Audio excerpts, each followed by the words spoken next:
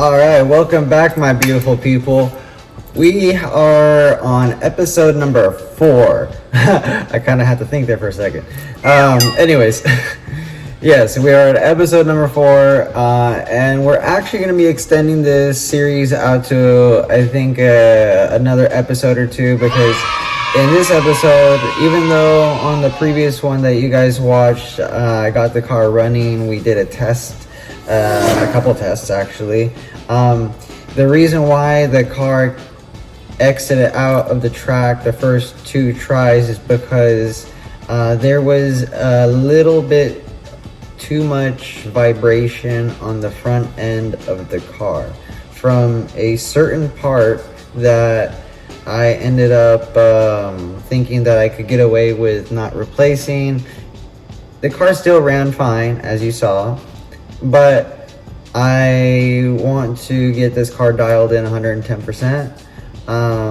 It's again, you know, something that I am putting forth as what I can do as far as, you know, the extensive build of an open class. With that said, I already made the part and replaced it. This is the part. These holes right here, as you can see, these 2 are too big. So when the AT system was activating, it was making the front bumper move too much, and when the front bumper was moving too much, it was causing the rear damper to move too much, and so it was, you know, a domino effect of things. And that is why I actually ended up making this piece, because I was thinking it will limit the side to side that it was giving me, which it did. But even though the side to side was limited when it was coming back down, it wasn't always coming back down onto these slots. So it was like a 75% chance for the car to stay in instead of a 100% chance. So instead of making it a 75% chance car for it to stay in, I could make the same part new and replace it, which I did, nice and new. And these holes are very on point. Again, these were like the little details of details that I didn't put too much time in, and honestly didn't have the proper tools for then. So now that I do, and I have the time to put the details into the details, we got that sorted. Front end wise, it's going to be activating properly. With that said, after the testing from last video, the undercoating that I did of the purple of the front plate, well, obviously I had to take the whole front end apart. That purple that I painted underneath the front plate got scratched and it didn't look good. So I'm repainting the front underplate, and I'm going to be doing something like I did on my previous open class build, and be doing some like clear plastic stuff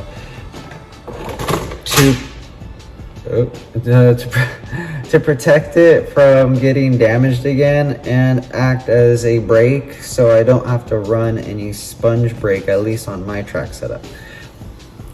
With all that said, we will get to showing you the drying of the paint a little bit and proceed to working on some cars. Gas. Anyways, it's drying pretty good. This is the bottom side that got damaged. I need to do a few more coats on that, and but the top side turned out very nice. I actually removed that carbon piece that was there previously, because that was also to help center those parts that weren't 100%. So now that we're gonna have parts that are 100%, I don't need centering parts really. But yeah, paint's turning out pretty cool. This is really cool. I need to get like a couple more cans of this just for my personal use. A few small upgrades that I've done also is that on the rear bumper setup here, I have these little rollers, and the previous ones I had on there were just running bushings, and you can tell they do the job. They were doing the job, but they weren't spinning very well. So they were more of like, if it made contact, it was just helping slide a little bit instead of being straight carbon to plastic to the track, right? But these ones I ended up making some that I pressed bearings into, and now that's what's on here, and it looks so much cleaner and actually spin. So right, so we changed up the pivot point setup a little bit. Also, I'm gonna use these spacers and some green sponge instead. I usually get a better result of working body damper than using this little. Is more for the like looks than anything. I know they're gears, not much to be looked at, but it was like more for styling. This is more for functionality, so we're gonna give this a go instead. Alright y'all, so I haven't been liking how this pokes out right here. This bottom bolt that is for the pivot point of the rear bumper. You can tell it protrudes quite some, even though I can probably shave it down. I saw someone online, obviously, that did something cool with one of these, and they're for roller setups. Pretty simple part you can buy, and I ended up modifying one into something looking kind of like that. I cut off the bottom piece and pretty much just flattened it out, made the hole to the diameter I need, and now we're going to be running it like that. And that will, this front piece right here that kind of looks also tall, I'm gonna shave down. So it's gonna end up being nice and flat again like that. But that's the idea right here. And just pretty much just glue it down. Alright, so now that we got the front end fully back together yet again, it is looking amazing. All new paint. The only thing I have not got on for the front end yet is this piece, and I'll show you that later, a little later in the video. But I wanted to show the functionality of this front end. Now you see it has no more waggle, no more wiggle, and that's what we wanted. It had way too much wiggle before. See that? That's me moving, actually the chassis is moving. So look how smooth that is. That's just butter. And that's what you want. You want it to function, but you don't want extra wiggle, because the extra wiggle from the front then transfers to your body damper, and you know, more vibration. More vibration, you know, less accuracy for the car. So we got that settled. We're gonna move on to now the little green part for the front, and yeah, be right back.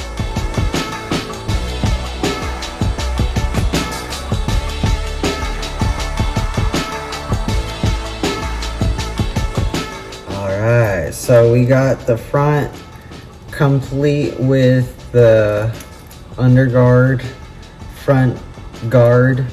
I've seen quite a few people be running this, so I thought, why not give it a try on this car? Never done it before. Really happy with how it turned out.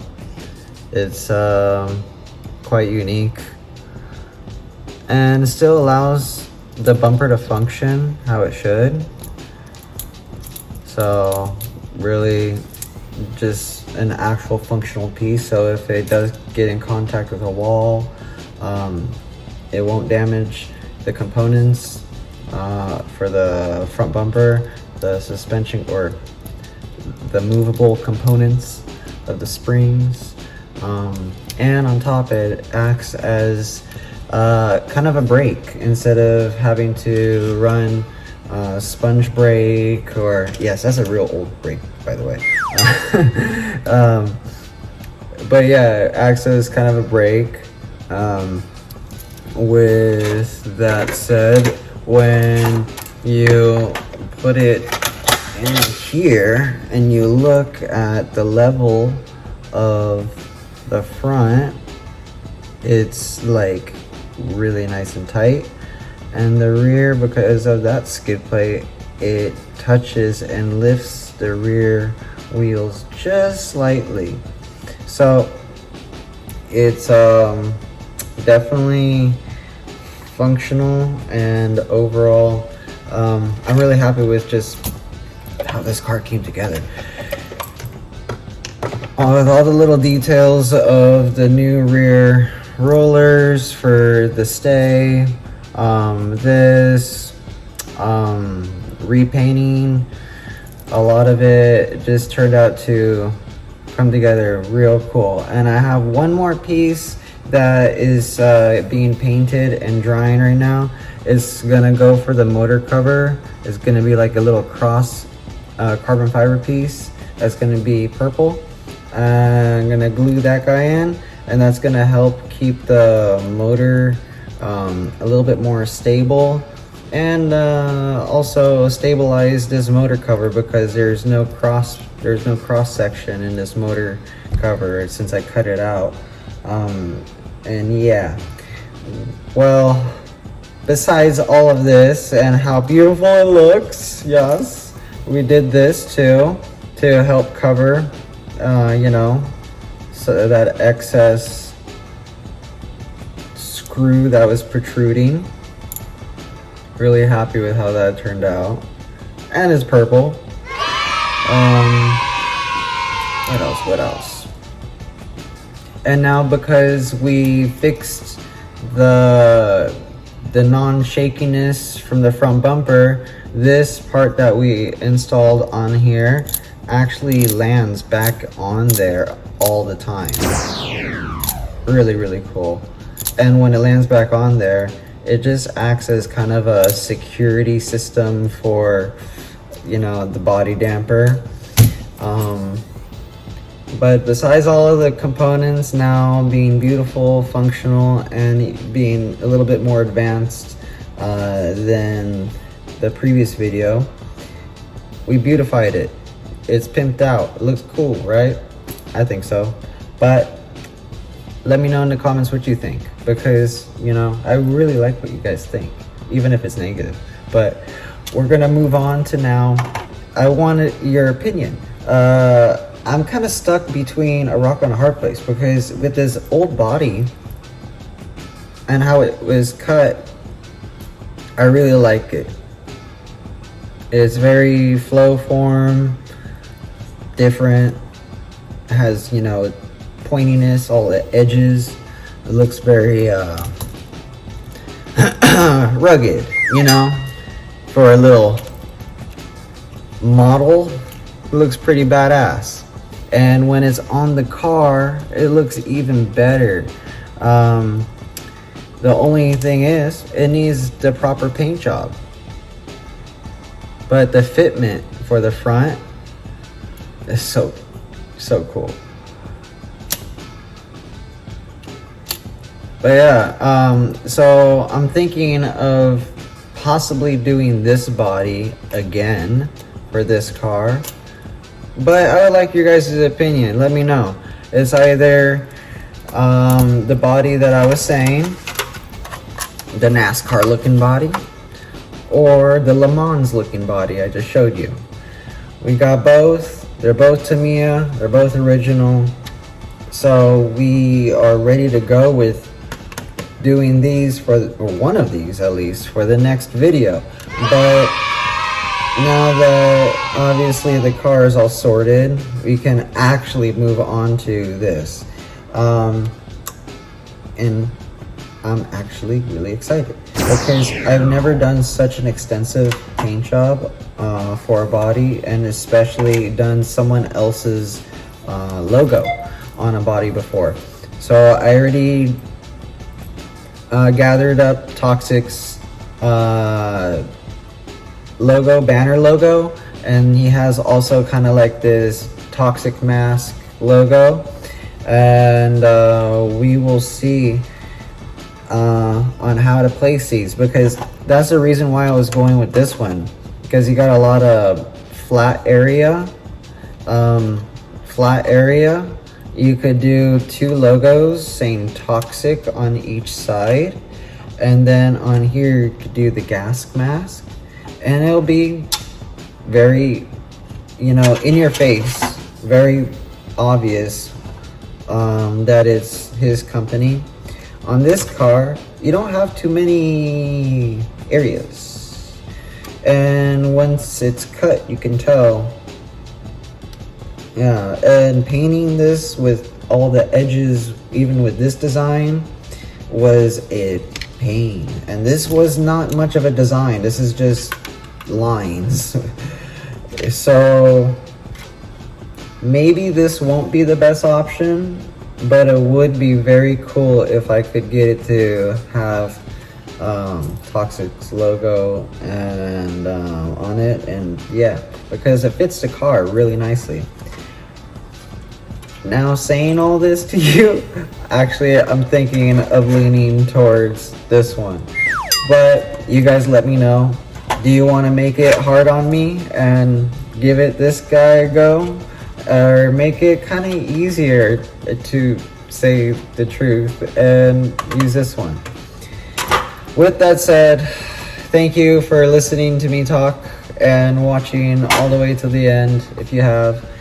And if you haven't, thank you for tuning in either way. But we love you. Please comment, subscribe, you know, share, whatever. It's all free. God bless. Laters.